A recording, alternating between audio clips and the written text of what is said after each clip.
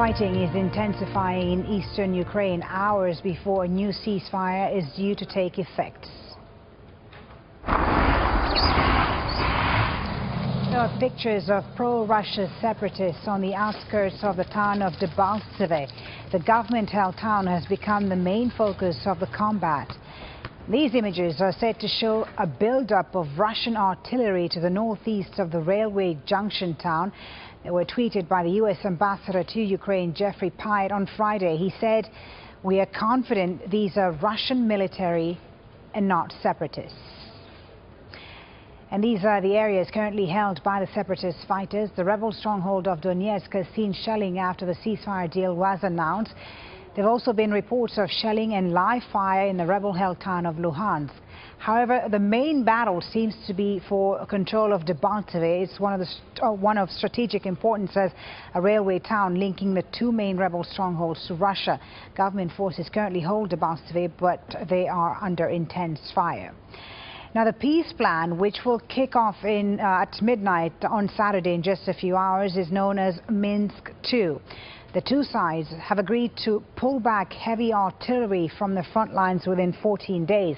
All foreign fighters and their weapons are to leave Ukraine. There'll be a demilitarized zone of at least 50 kilometers between the two sides along the agreed front lines. There'll also be an exchange of all prisoners within 5 days. If the withdrawal is successful, then local elections are to be held in the rebel-held Donetsk and Luhansk regions. Ukraine's troops are scheduled to have control over its border with Russia by the end of 2015, but that's conditional on Kiev granting more powers to eastern regions. Let's speak to Al Jazeera's Charles Stratford now, who joins us on the line from Donetsk. He's just returned from the front line. Charles, tell us about what you saw just a few hours ago. Well, we came back across, as you say, across the front line from the area around Debaltseve this morning. Certainly Debaltseve yesterday, and so we were seeing again today a heavy troop build-up there. A lot of Ukrainian forces moving forward towards Debaltseve. As we came across the front-line border, it was relatively quiet. We'd heard reports here in Donetsk, from people here in Donetsk, that there'd been a lot of heavy shelling in the morning, but certainly as we came through, it was quite quiet.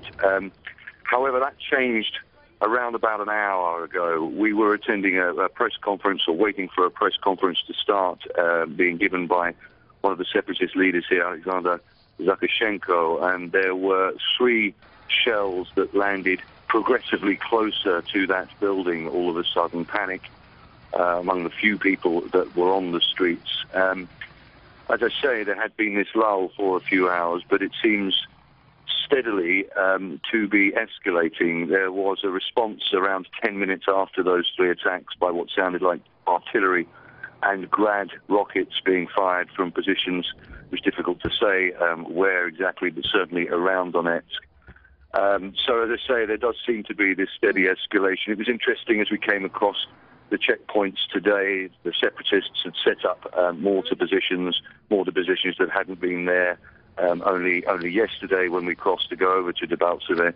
The Ukrainian military are also saying that there are ongoing battles around the southern port city of Mariupol. So certainly things not looking good as we get closer to this scheduled ceasefire start.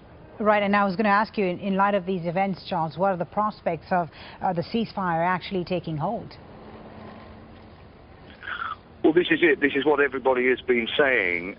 You think that the fighting has got worse since that ceasefire agreement was signed. It's obviously we've had a couple of days since then. The ceasefire is due to start tonight, and it seems as if both sides are either trying to consolidate their positions or certainly even take more territory, as we're seeing in Debaltseve. Certainly, we spoke to a separatist fighter at a checkpoint today as we crossed into the separatist-controlled area, and in his words, he said things were going to go crazy tonight, referring to what he said was the period between nightfall and the ceasefire starting around midnight. We've also seen, over the last 24 hours, according to the Ukrainian military, at least 7 soldiers killed, another 23 wounded.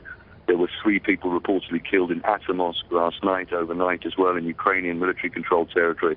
So certainly at this stage, it's frankly not looking very good.